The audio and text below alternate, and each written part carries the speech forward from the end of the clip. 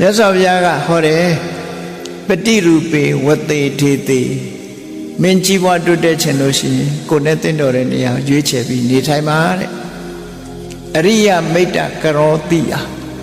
လူတော်လူကောင်းတွေကိုမိတ်ဆွေဖွဲ့ပါသူတို့စီကပညာတွေရဖို့ဉာဏ်တွေရဖို့ဆုံးမတွေရဖို့သူတို့နဲ့ပေါင်းစပ်ပါတမ္မာပဏိတိတမ္ပန္နောကိုပြင်မာအကောင်းဆုံးဖြစ်အောင်ပြင်မာလို့ဆိုပုပ္ပိပုံညကတောနရောအတိတ်ဘဝလည်းကုသိုလ်ကောင်းတွေလုပ်ခဲ့တယ်ဟောဒီ14ပါးလက်ပတ်သွားပြီဆိုလို့ရှိရင်တဏ္ဍဉ္ဉံယတောဂိတ္တိဒုက္ခင်စေတံဒေဝတတိအောင်မြင်ကြီးပွားမှုတွေအကုန်လုံးပစ္စည်းဥစ္စာတွေလည်းသူစီရောက်လာမှာပဲစားစရာတွေလည်းသူစီရောက်လာမှာပဲကြော်စောမှုတွေလည်းသူစီရောက်လာအောင်မြင်ကြီးပွားမှုချမ်းသာဒုက္ခတွေအားလုံးသူစီကိုရောက်လာလိမ့်မယ်လို့မြတ်စွာဘုရားဒီလိုဟောတာနော်အောင်မြင်ကြီးပွား14ပါးဆိုတာဒီလေးကိုဆိုလိုတယ်ပေါ့အဲ့ဒါကိုယ်တဏ္ဍာမှာရှိအောင်မရှိသေးရင်ရှိအောင်ကြိုးစားဖြစ်အောင်ကြိုးအပြင်အကြောင်းကတော့ရှားရမယ်အတွင်းအကြောင်းကတော့ကိုယ်တိုင်ကြိုးစားဖြစ်တယ်ပေါ့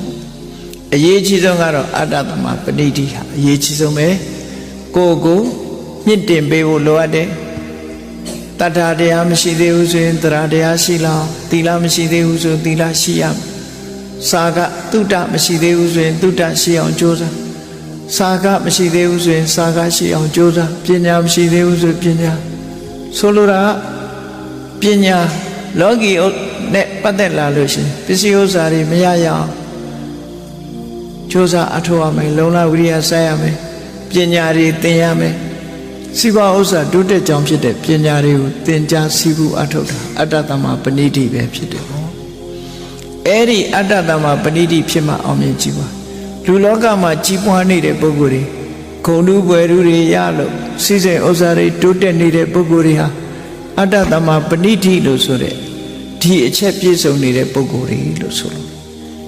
သူ့ရဲ့အခြေခံကြတာတော့အတိတ်ဘဝတော့ကသူကုသိုလ်ကောင်းမှုလုပ်ခဲ့သည့်အတွက်ကြောင့်လူစင်မီတဲ့ပုဂ္ဂိုလ်ဖြစ်လာခဲ့တယ်ပေါ့အဲ့ဒါကတော့အရေးကြီးဆုံးသို့တော့လူစင်မီုံနဲ့ဖြစ်သလားဆိုမရှိဘူး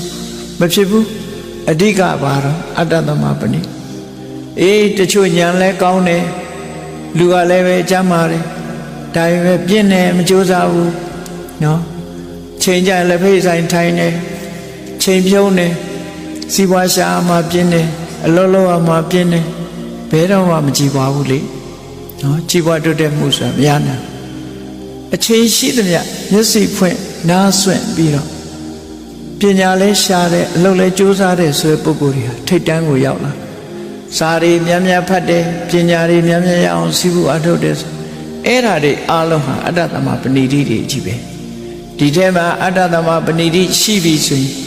ကျန်တဲ့အရာတွေကတည်ငြိမ်မှုရှိတယ်အတ္တသမပဏိတိကတော့အမြဲတမ်းလှုပ်ရှားနေရမယ့်အရာပဲဖြစ်တယ်ပေါ့သူလှုပ်ရှားမှကျန်တာတွေကအသက်ဝင်လာအတ္တသမပဏိတိမလှုပ်ရှားလို့ရှိရင်ဘလောက်ပဲတင့်တော်တဲ့နေရာနေငပြင်းဟာငပြင်းပဲနော်ဘယ်လိုပဲလူတော်လူကောင်းနဲ့ပေါင်းပြီးဘလောက်ပဲဆုံးမငပြင်းဟာငပြင်းပဲအတ္တသမပဏိတိမရှိရင်တော့ကြီးပွားတိုးတက်မှုမရှိနိုင်ဘူးသူဟာအချက်ပဲအခရာပဲမန်တိုင်ပဲလို့ဒီလိုပြောလို့ရတယ်ပေါ့နော်